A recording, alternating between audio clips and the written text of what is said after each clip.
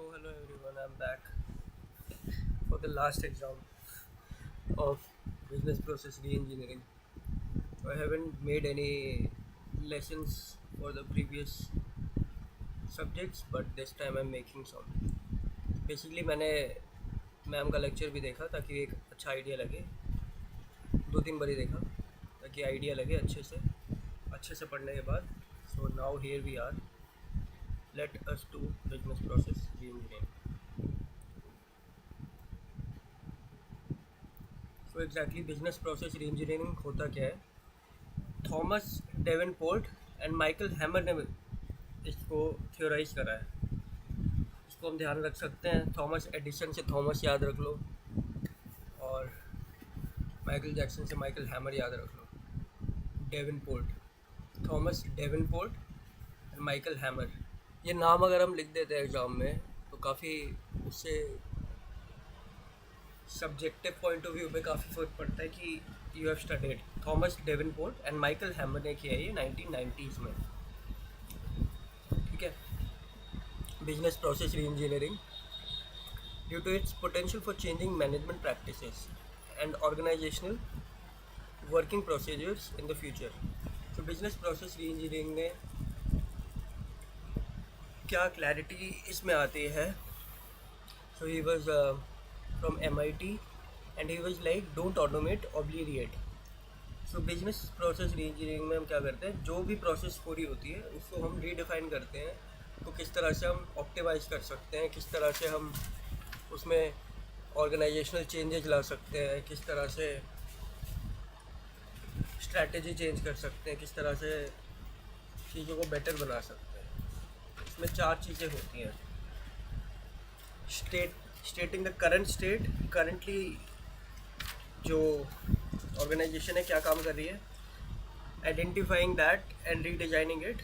Then there is prototyping and then there is implementing. अभी आगे पढ़ेंगे हम इसके बारे में. मैंने इस हल्का सा आइडिया दिया. बिजनेस प्रोसेस री इंजीनियरिंग, बाकी हिस्ट्री तो हमें पता लग गई कि 1990s में दिया था थॉमस डेवनपोर्ट और माइकल हैमर ने. अब आगे चलते हैं.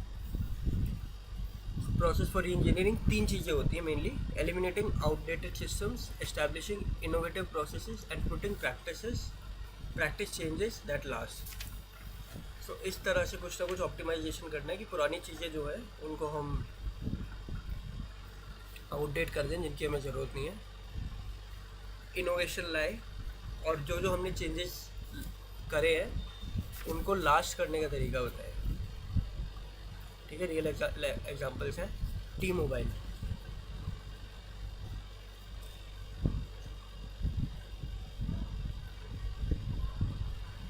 T mobile is something that we might not have heard much. I don't think India में ये या तो हमारे टाइम में नहीं होगा या हमारे टाइम से पहले होगा, बट एक बार थोड़ा सा देख लेते हैं. सो टी मोबाइल ने कस्टमर सेटिस्फैक्शन के बेसिस पे अपना मॉडल बनाया था. एंड इसके अंदर कॉल की यूज़ होती थी, convoluted phone tree, call centre representatives. So transfer करने पड़ते थे. तो टी मोबाइल ने क्या करा, they educated each person to handle client calls from the beginning to the end. ठीक है. कॉल सेंटर समथिंग का है.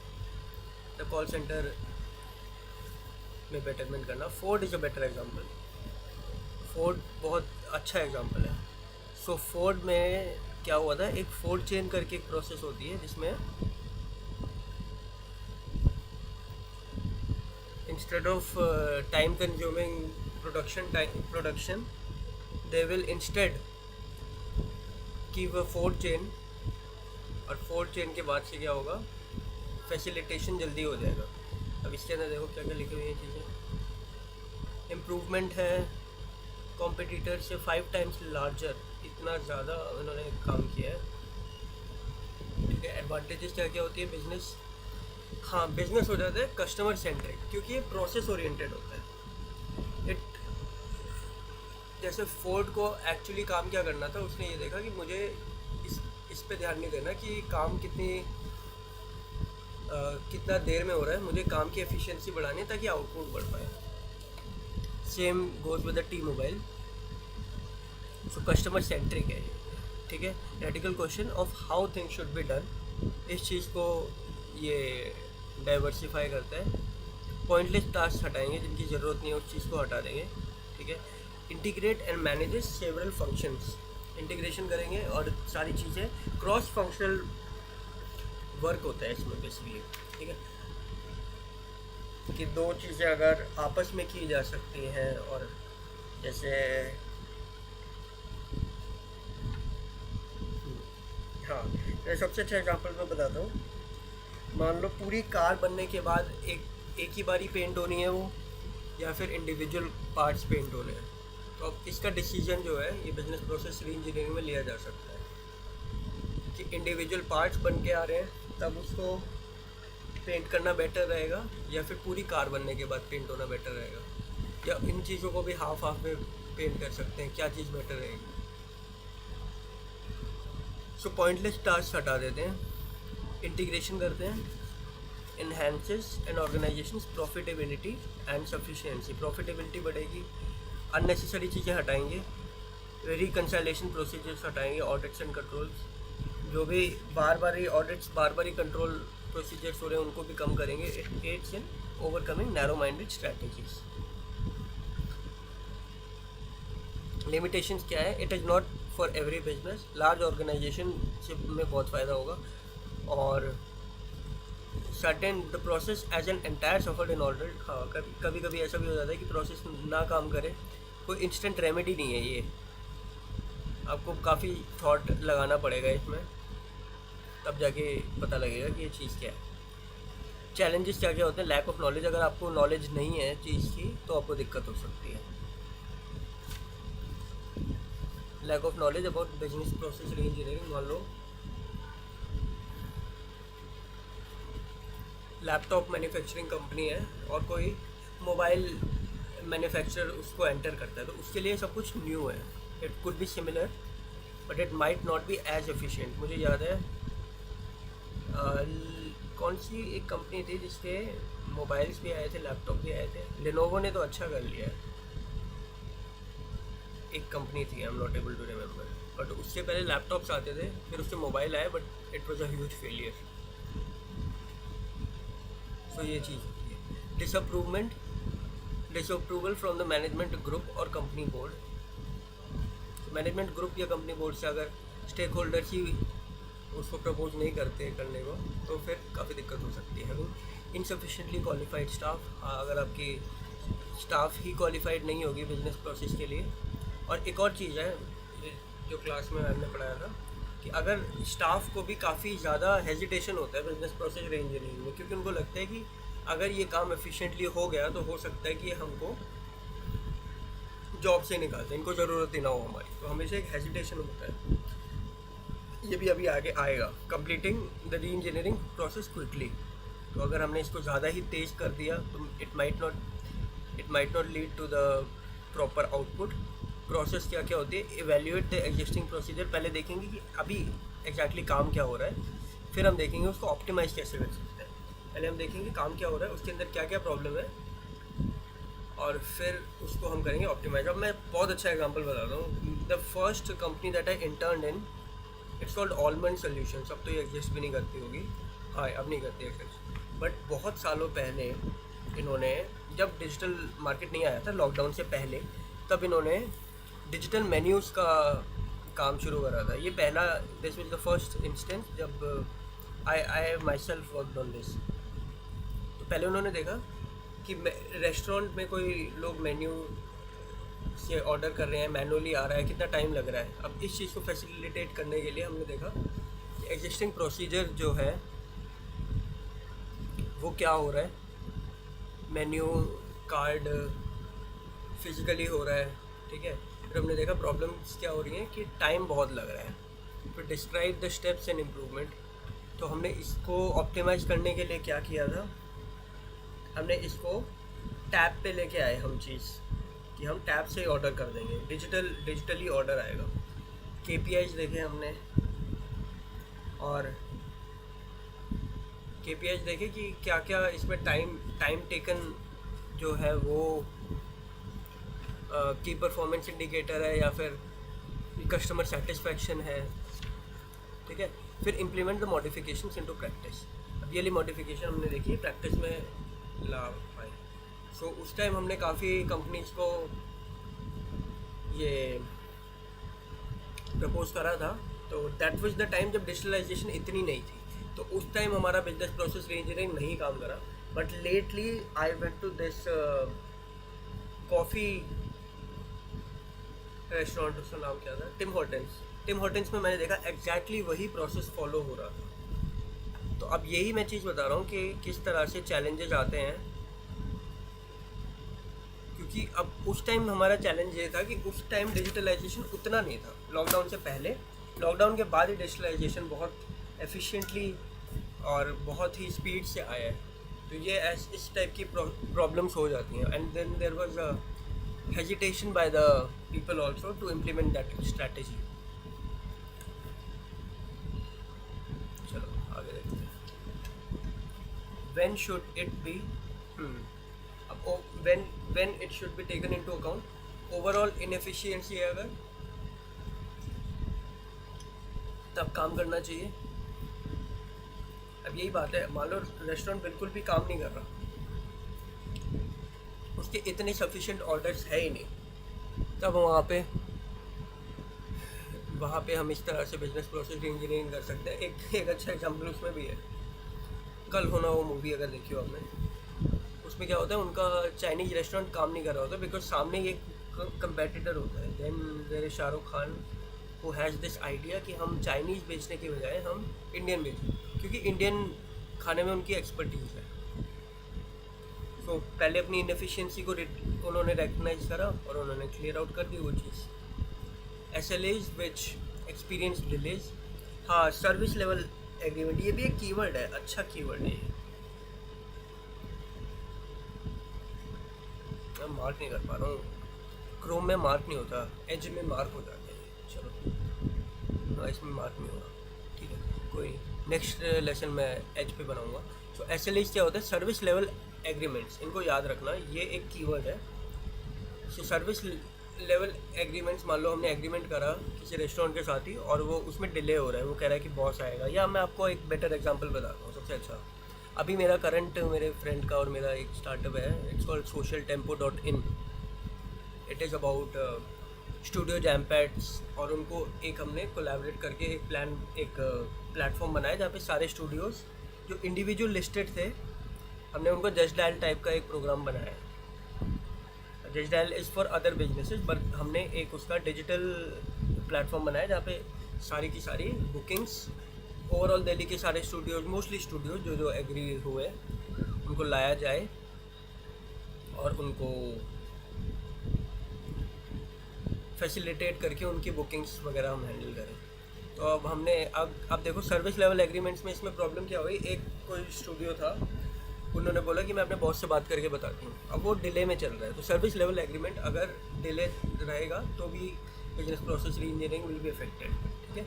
Excessive amount of manual labour, अगर लोग ही बहुत ज़्यादा हैं, अगर हायरार्की बहुत ज़्यादा है, अगर आपको बहुत हेफ्टी काम करना है और आपके पास सफिशिएंट लोग नहीं है, तब भी फेलियर, तब भी BPR can be failure, increase failure rate. और फेलियर भी हो सकता है कि एक चीज़ काम ही ना करे। इम्प्रूवमेंट, हाँ, अब इसमें क्या क्या चीज़ें देखो, process improvement is a methodology that exists in gathering and analyzing input regarding your processes। Process को करना है इम्प्रूव, प्रोसेस को इम्प्रूवमेंट करने का क्या है कि पहले प्रोसेस देखें, जो भी प्रोसेस हो रही है, जैसे रेस्टोरेंट वाला एग्जांपल बताया मैंने, अब इसके अंदर जो डिलीवरिंग की और बुकिंग की प्रोसेस थी, इसको इम्प्रूव कर रहे थे हम। हमेशा efficient time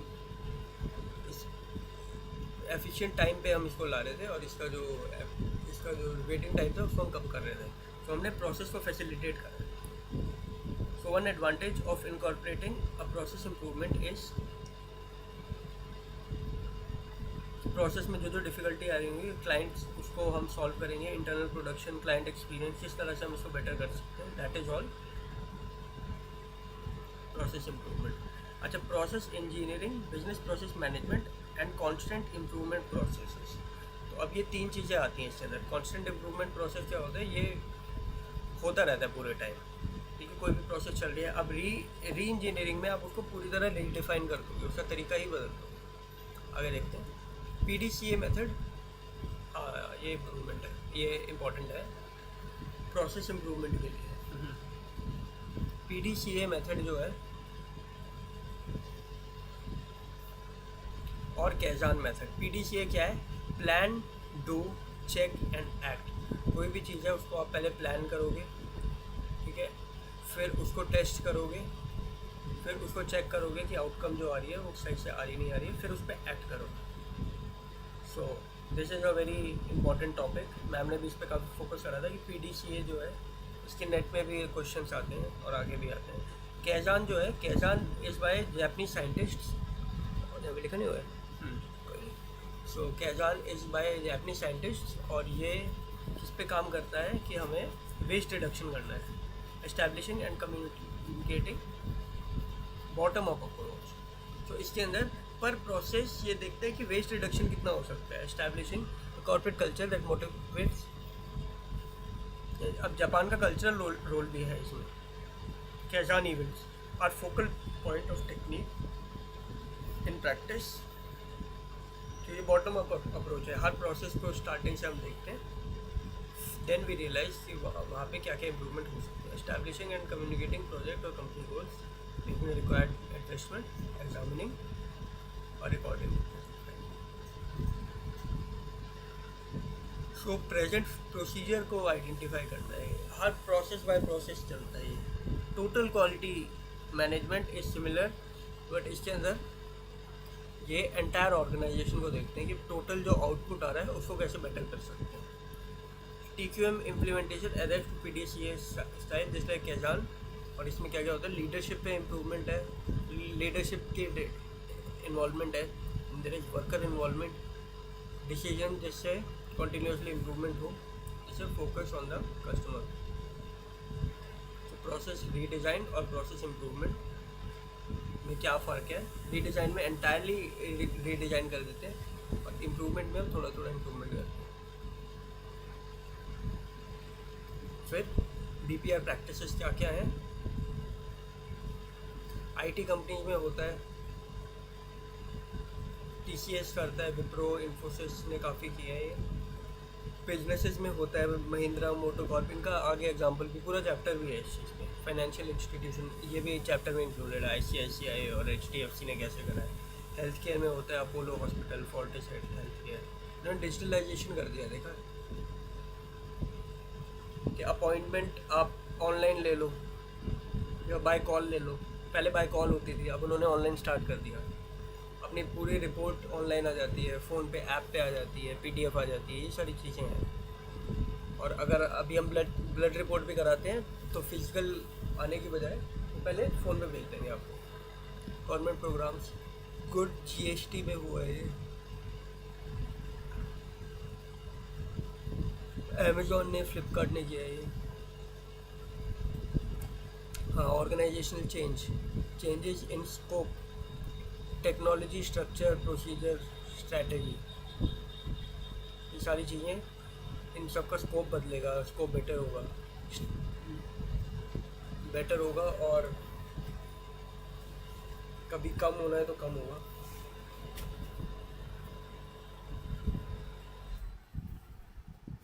as and however it is required. Strategy हम बेटर करते हैं, कि स्ट्रैटेजी से काम बेटर हो सकता है, we look into that. Then there is cultural shift, कि मान लो USA की कोई कंपनी इंडिया में काम कर रही है, या इंडिया की जाके USA में काम कर रही है, तो हमें कल्चरल शिफ्ट देखना होगा, कल्चर देखना होगा कि वहाँ पे डिफरेंट कल्चर के हिसाब से कंपनी कैसा काम करती है। देन देयर इज प्रोसेस री इंजीनियरिंग, प्रोसेस, इंडिविजुअल प्रोसेस को बेटर करना। मान लो बाइक का एग्जाम्पल है कि इंडिविजुअल स्पेयर पार्ट्स मैन्युफैक्चरिंग को कैसे बेटर करें ताकि आउटपुट जल्दी आए। टेक्नोलॉजिकल इंटीग्रेशन, क्या क्या नई टेक्नोलॉजीज लाई जा सकती हैं, इंटीग्रेट की जा सकती हैं। इसका अच्छा एग्जांपल है ग्रीन पावर। आजकल जो सोलर पैनल्स लगाए जा रहे हैं, people are implementing that. Governance का भी रोल रहता है इसमें, क्योंकि जो भी गवर्नमेंट गाइडलाइंस होगी उसके अकॉर्डिंग काम करना होगा। देर इज़ एम्प्लॉयमेंट, सो हम सब कुछ देख सकते हैं हु, ऊपर से from the top level to the down. Top level पे गवर्नमेंट है, किसी भी कंपनी के ऊपर गवर्नमेंट तो रहेगी, उसके ऊपर भी इंटरनेशनल गवर्नेंस भी है। सो पहले इंटरनेशनल गवर्नेंस, फिर गवर्नमेंट, फिर कंपनी, फिर एम्प्लॉयज़, फिर customers and stakeholders, that is how it goes. Employee improvement, फिर देखो कस्टमर पे आ गया, फिर रिस्क। अब हाउ जो है, हाउ इज रिस्क मैनेजमेंट, ठीक है। कॉन्स्टेंट इम्प्रूवमेंट होते रहती है रिस्क मैनेजमेंट में। देखो ये चीज़ है कि क्या क्या ऑब्स्टेकल्स आ सकते हैं, कैसे उन चीज़ों को क्लियर किया जा सकता है। कॉन्स्टेंट इम्प्रूवमेंट रहती है। There is measurement and evaluation, frequent evaluation and modifications हम करते हैं।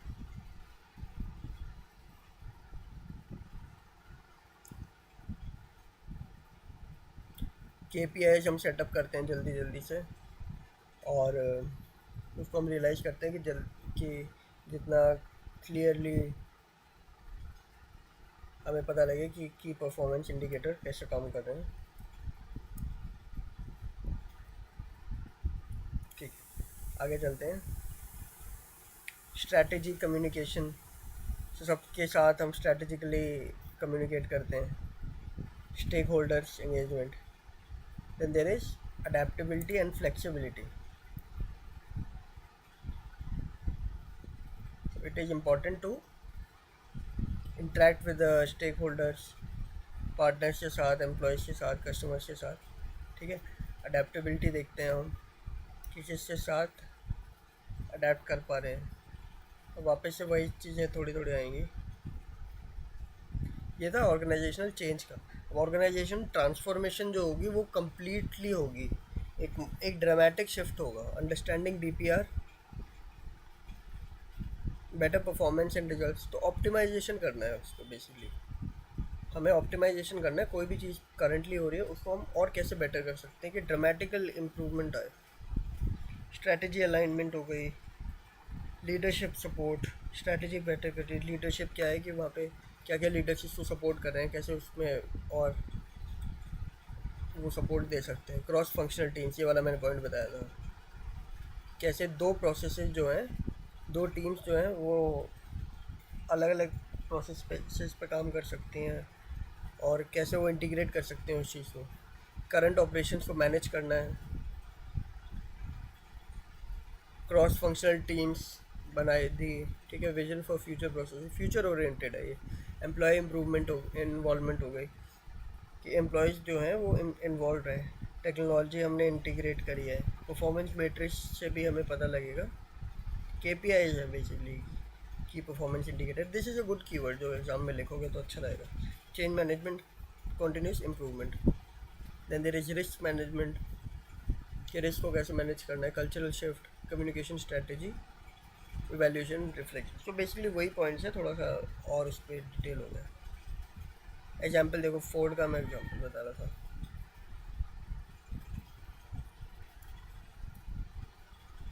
फोर्ड का मैं एग्जाम्पल बता रहा था, ठीक है। मल्टी फंक्शनल ग्रुप्स हैं, BPR प्रोजेक्ट्स।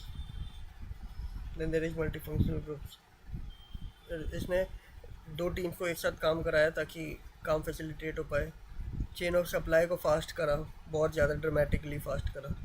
टेक्नोलॉजी लगाई उन्होंने, कंप्यूटर एडेड डिज़ाइन लगाया, कंप्यूटर एडेड मैन्युफैक्चरिंग लगाई, ठीक है। हिस्ट्री तो ये ठीक है, ज़्यादा डीप में हमें खाली फोर्ड के बारे में तो लिखना नहीं, हमें बेसिकली BPR के बारे में लिखना है। टेक्नोलॉजीज क्या क्या है, रोबोटिक प्रोसेसेस आ गए, ठीक है। Machine learning, artificial intelligence, there is software for business process management, there is blockchain technology. ये चार पांच चीज़ें हैं। Then there is IoT, cloud processing, information visualization. Flow charts आने से कितना बेटर हो जाता है, डिसीजन मेकिंग बेटर हो जाती है। Cognition computing, NLP functions. Then there is mobile technology. ये सारी चीज़ें हैं। So this is all that is about BPR, and then let's move further. फिर इसके बाद हम next lesson बनाता हूँ मैं थोड़ी देर में. Okay guys, hope you had a good time learning BPR. My name is Abhishek Shankar Mehra, and I have this little startup as well. It's called socialtempo.in. You can check it out, and it's been managed by my friend now completely. But you can check that out. And apart from that,